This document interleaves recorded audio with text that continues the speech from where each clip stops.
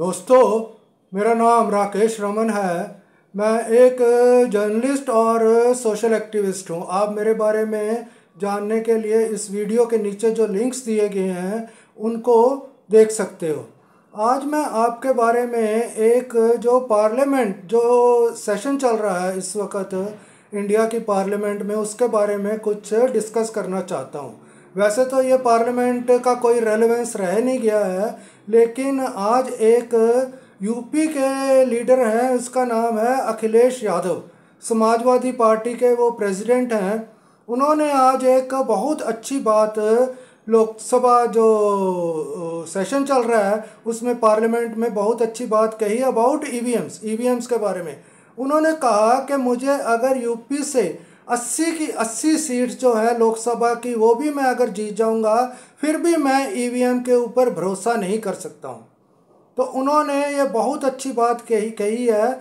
आज तक कोई भी इंडिया का जो पॉलिटिकल अपोजिशन लीडर है, कोई भी उसमें इतना साहस नहीं था, करेज नहीं था कि वो ईवीएम के बारे में इतना फोर्सफुली और खुलकर बोल सके जो आज अखिलेश यादव ने बोला है पार्लियामेंट में खड़े होकर। उन्होंने कहा, ना तो मुझे कभी ईवीएम के ऊपर भरोसा था, ना है, ना रहेगा। और जो ईवीएम का इशू है, इसके जो फ्रॉड्स होते हैं ईवीएम से इलेक्शंस में, वो अभी भी हो रहे हैं वो इशू, और आगे भी वो इशू खड़ा रहेगा। It will never die.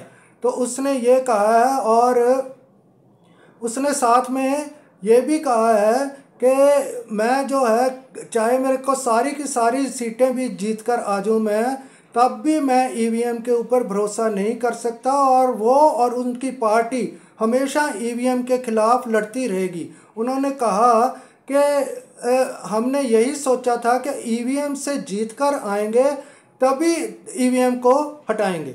तो ये उन्होंने आज बहुत अच्छी बात कही है, और ये बात एक्चुअली राहुल गांधी जो लीडर ऑफ अपोजिशन है लोकसभा में, उसको करनी चाहिए थी, लेकिन वो किसी और चक्रों में उलझा हुआ है राहुल गांधी। उससे कुछ भी उसको इश्यूज डिसाइड ही नहीं हो रहे कि कौन से पार्लियामेंट में उसने इश्यूज उठाने हैं।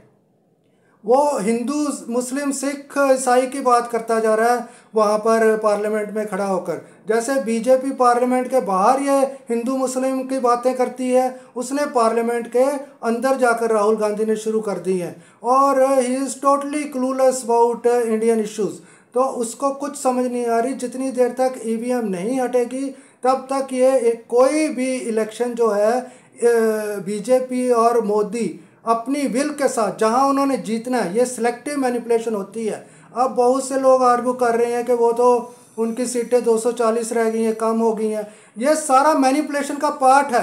आप समझने की कोशिश कीजिए, यहाँ पर हिंदुस्तान में ज़्यादातर जो वोटर्स हैं वो अनपढ़ हैं, क्योंकि 80 करोड़ लोग तो गवर्नमेंट से आटा दाल लेकर खाते हैं, वो वोट डालते हैं। वो इतने गरीब हैं कि उनको क्या समझ आएगा कि ईवीएम क्या इशू है, तो उनको समझ ही नहीं है। तो ये मैनिपुलेशन का एक पार्ट है कि कभी अपनी सीटें कम कर लो, और 2029 में जो इलेक्शन लोकसभा की होगी उसमें आप देखिए कि ये फिर बीजेपी और मोदी जीतेंगे, सीटें कितनी भी हों, बिकॉज दिस इज सिलेक्टिव। आप लोगों को सिर्फ मूर्ख बनाने के लिए कभी कम कर लेते हैं, कभी ज़्यादा सीटें कर लेते हैं। आप ये देखिए कि 15 साल से मोदी और बीजेपी ही राज कर रहे हैं ना। आप जितना मर्जी कहते जाइए कि कम हो गई हैं, ज़्यादा हो गई हैं, और 29 में भी अगर ईवीएम रहेगी तब 29 में भी मोदी और बीजेपी ही जीतेंगे।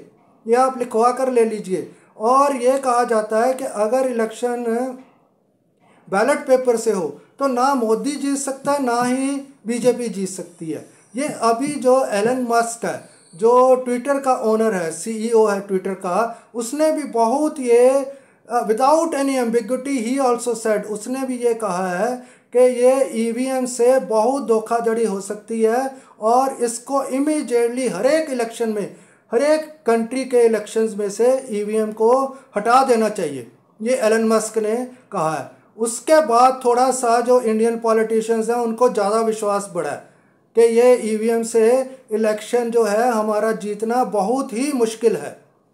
तो ये आप लिखवा कर ले लीजिए कि अगर ये इलेक्शन मान लीजिए किसी स्टेट में भी ये स्टेट में ध्यान से ये उसको मैनिपुलेशन करते हैं। जैसे मान लीजिए पंजाब में इनको पता है कि उनकी वहाँ पर 1% भी सपोर्ट नहीं है पंजाब में, तो वो पंजाब में हेरा फेरी नहीं करते। तो वो क्या करते हैं कि वहाँ पहले वोट शेयर बढ़ाते हैं ईवीएम से अपना। अब वोट शेयर बढ़ गया तो अगली बार ये कुछ आधी के करीब सीटें ले लेंगे कि ये कह कर के हमारा पिछली बार वोट शेयर बढ़ा था, इस बार हमारी सीटें आ गई हैं। लेकिन वो सारा हो ईवीएम से रहा है।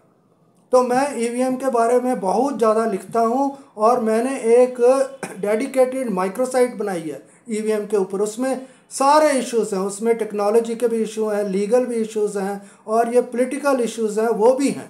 तो आप उसको जो माइक्रोसाइट मीन्स वेबसाइट जो मैंने बनाई है जिसमें सिर्फ ईवीएम के बारे में लिखा गया है वो भी आप देख सकते हैं। इसके नीचे लिंक छोड़ दूंगा। बहुत ही वो कॉम्प्रिहेंसिव वेबसाइट है।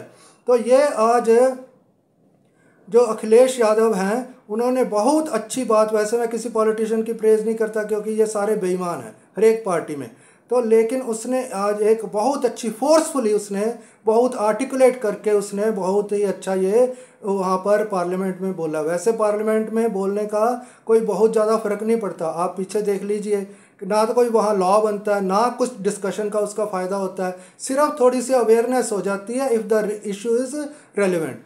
तो पीछे देख लीजिए, चाहे वो मणिपुर का इशू था, चाहे वो रेसलर्स का जो सेक्सुअल एक्सप्लॉयटेशन का इशू था, चाहे किसानों का इशू है, चाहे कोरोना वायरस का इशू है, वो या तो नरेंद्र मोदी टीवी पर आकर डिसाइड करता है या उसको अगर कैंसिल भी कुछ करना है जैसे किसानों के, तो भी वो भी किसानों के कानून जैसे कैंसिल किए हैं वो भी टीवी के ऊपर ही आकर कैंसिल करता है। पार्लियामेंट का तो कोई रेलेवेंस ही नहीं है, कोई वहाँ पर लॉ नहीं। आप बनवा कर दिखा दीजिए कोई भी लॉ पार्लियामेंट में कुछ भी होता नहीं है। सिर्फ ये एक भीड़ है यहाँ पर, ये जो पॉलिटिशियंस हैं दे आर लाइक एक्टर्स, वो अपना सज धज कर वहाँ पर आ जाते हैं, कुछ बोलते हैं कि ये सारे इंडिया में ये इसका ट्रांसमिशन होगा, तो वो थोड़ा थोड़ा ऐसे लोगों को इम्प्रेस करने के लिए बोलते हैं, but they can't change even an iota of legislation in the country.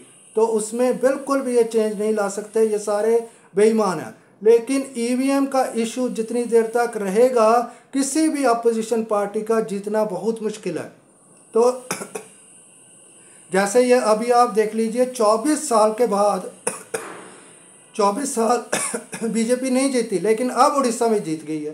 तो ये सिलेक्टिवली जहाँ इन्होंने जीतना है वहाँ जीत सकते हैं, अदरवाइज जहाँ शक ना पड़ जाए इसलिए वहाँ पर वो जीतने की कोशिश नहीं करते हैं। जैसे छोटी छोटी स्टेट्स हैं, जैसे हिमाचल है या छत्तीसगढ़ है, ऐसे छोटी मोटी स्टेट्स में वो जीतते नहीं हैं।